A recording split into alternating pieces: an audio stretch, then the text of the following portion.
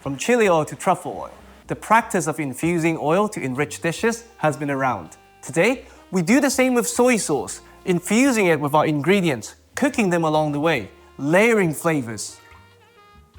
We dilute with equal part water and we'll take this bowl on a journey and come back with 4 dishes and a very tasty soy. Let's do it. Smoking hot pan, thin layer of high smoke point neutral oil. We start with the ingredients that would impart desirable flavors. For the rest, we have some padron peppers, but even onion would work like magic. We form one even layer, try to blister the skin a bit, tapa style. Now, once you have one side blistered, just like anyone would when making a seasoned soy sauce, we throw in some aromatics. Ginger. Generous amount of shallots, and these will all become very tasty in their own rights. Cheeky chili, if you like it spicy. Garlic goes in last, because it burns easily. And garlic and soy sauce, that's a marriage made in heaven. Now we cook to bloom our aromatics, imparting the fat-soluble flavors into our fat and evaporate a lot of their water content to concentrate their flavors. Once the room is fragrant, meaning you can smell the garlicky goodness, our mixture goes in. Stop 1. Braising our pimentos at the same time. Now, I can spend time Googling and come back to you with 3-syllable words that I cannot pronounce, telling you what compounds dissolves in what. But today, let's cook. We taste. First, the baseline. Just to remind ourselves, salinity, umami, a bit of fermented bean funk. Now, what has it taken on? A bit earthy, so that's from the padron peppers. A hint of sweetness, perhaps from the shallots. A bit of fruity notes from the red chili.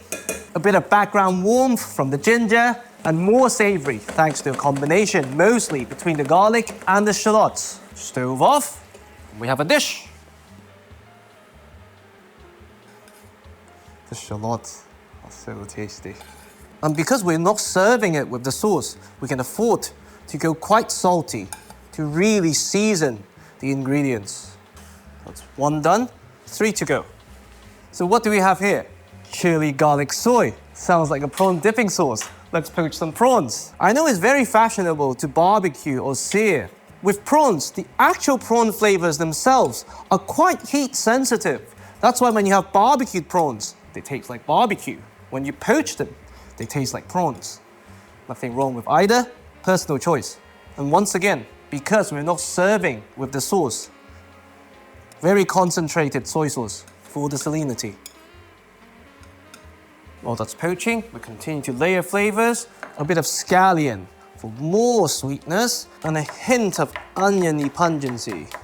And of course, they will soften and help the prawns cling on to the sauce, kind of like mini sponges. Again, the recipe is just a principle. It's not even a recipe today. This whole thing is just a principle of seasoning your liquid and layering flavors. Use whatever you like.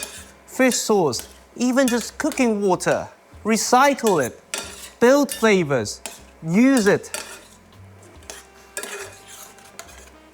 Once they've curled up and they're firm to touch, they're done. Stove off. We leave them to infuse. Umami synergy. I don't even know which way the umami goes, but it goes. While that's happening, we prep the next ingredient. So now we're starting the sponge phase. These imparted flavors, something to mop it up. You can use tofu, you can use anything you fancy. Now, just to shorten cooking time and remove any potential bitterness, we microwave this for about 2 minutes. To squeeze out the excess moisture, making room for the soy sauce mixture. While that's happening, we plate extremely tasty prawns, scallion sponges, leftover garlic, braised ginger. That's 2 done, and more to come. Now, because we're about to introduce the sponges, the salt level matters. So, to have more control, we take out the majority. Starting with a thin layer, sponges in. You've heard of fish fragrant aubergine. We have prawn scented aubergine today. Now, because we use the microwave, a bit of liquid to help them get started. But if you're cooking them from scratch, they themselves will release quite a bit of liquid. Once you see a bit of steam, lid on, 5 to 10 minutes, depending on the desired texture. Now, look at that. Perfect texture. We start the reduction to reduce, concentrating either moisture introduced or released. Look at that.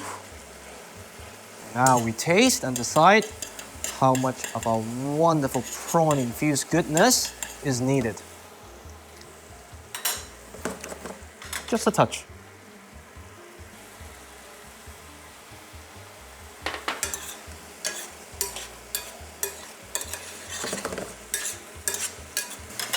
Serve off and plate. I'm running out of plating ideas. Yeah, plating has never been my strong suit. That's 3 out of 4.